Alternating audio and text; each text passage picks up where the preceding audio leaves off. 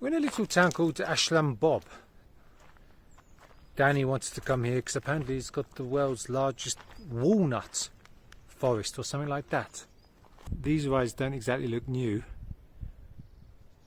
This thing here is clearly some kind of torture device. In the summer it must be pretty cool having a nice outdoor swimming pool there. The mountains all in the background. Just next to our house there's these steps that lead up to somewhere potentially quite interesting. People here must be in pretty good shape because you never find junk food places here, and because it's a mountainous place you always have these huge steps, all the places more than 100, 150 quite often. So coupled with the fresh mountain air, must be a good place to live probably, I'd have thought. I think this at the top was once upon a time something to do with the Scouts, or well, the equivalent of the Scouts here.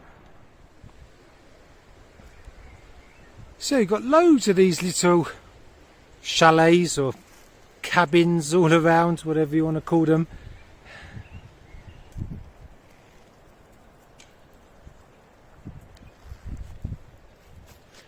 During the Soviet Union, and I think that even continues now in a lot of the ex-republics as well, the children get 3 months off from school in the summer. They get the whole summer off. You've got, even now, hundreds of children's summer camps, and this seems to be one, and they're always really good fun to explore.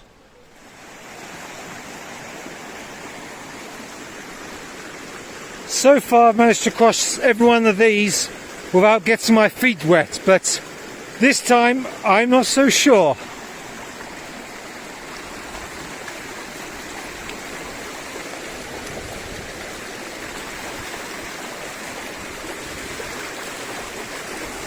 Whoa, okay,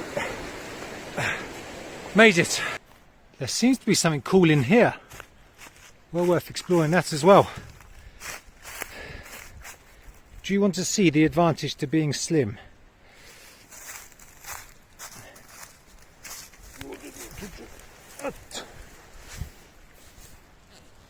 I'm going to do it. Okay, we're in. Just opposite from the Scout camp, we seem to have another kind of camp. This one even seems bigger. Look, that's a huge canteen there. Again, huge grounds. Great for the kids to have a run round, let off all their steam. Judging by the size of the canteen, or one of the canteens, it must have had a lot of people coming here during its heyday. So I'm here up on the stage, performing in front of a sellout crowd.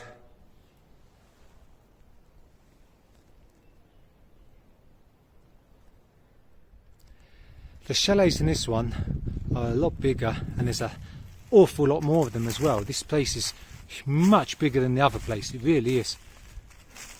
It's huge. It's been able to house hundreds of kids at once. So 12 little beds for 12 kids in this little room.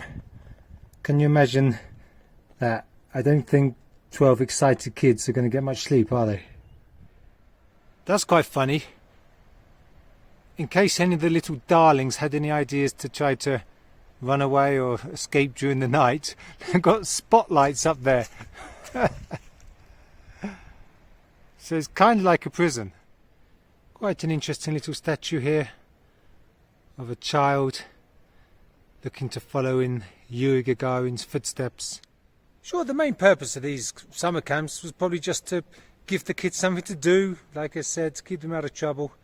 But also, while they were here, it was an opportunity to not indoctrinate them, but to let them know the importance they had as the next generation carrying forward socialism. This is cool, this is their daily schedule. So you see what I mean, is it wasn't so much of a holiday, more of a prison camp in a way. They had to get up at 7 o'clock, do half an hour morning exercises, They didn't get breakfast till 2 hours later at 9 o'clock. Then they had to do other activities, lunch, quiet hour, dinner, discoteca at 8 o'clock, and then fast asleep by 10:30. The outdoor swimming pool here with a section partitioned off for the younger kids. Usually it's dogs that take notice of my presence, but on this occasion it seems to be a huge flock of geese.